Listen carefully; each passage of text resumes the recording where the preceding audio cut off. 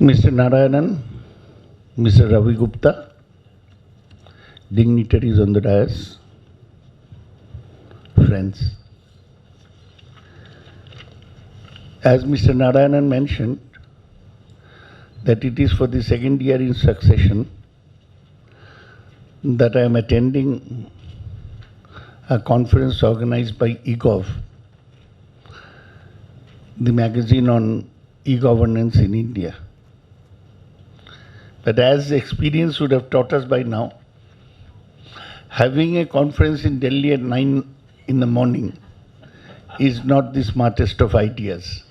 And with the traffic. I live very close by in Lodi Estate, so it took me 5 minutes to come here. But I can understand how difficult it is for people who live in far-flung areas of Delhi, including Gurgaon and Noida, to arrive by 9 o'clock for a conference. I would humbly suggest that the next conferences should be starting from 10 o'clock in the morning, which would be more practical. Mr. Mittal has outlined some of the problems of e-governance in cities, and Mr. Narayanan has also, with some alarm, pointed out to the urban population explosion when he anticipates that 600 million people would be living in urban areas by 2030. It's true that the country has to take note of this urban population explosion and has to plan for the future. It is with this intention that the Jawaharlal Nehru National Urban Renewal Mission, a mission mode project, was initiated in 2005, and we are almost in the last year of the mission. And it seems that explosion in urban population leads to creation of more slums and worst conditions. That's why the government has formulated this Rajiv Awas Yojana to create a slum-free India in the long run. This year there has been little allocation for it in the budget, but it seems that the next year we'll have an allocation of 6,000 crores for Rajiv Awas Yojana.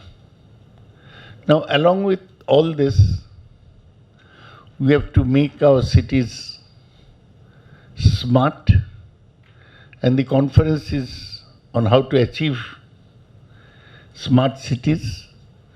So I'll make a brief presentation on my ideas on the matter. I'm very happy to learn about the new program started by expert dignitaries in the field of e-governance of the country, imparting their services to bring together the government, experts, solution providers, academia and practitioners to discuss about an integrated urban development approach in the technology paradigm, information and communication technology, where its suggestions and advice are being sought both by the central and state government for the development of urban cities. The smart city infrastructure is introductory step for establishing the overall smart city framework and architecture.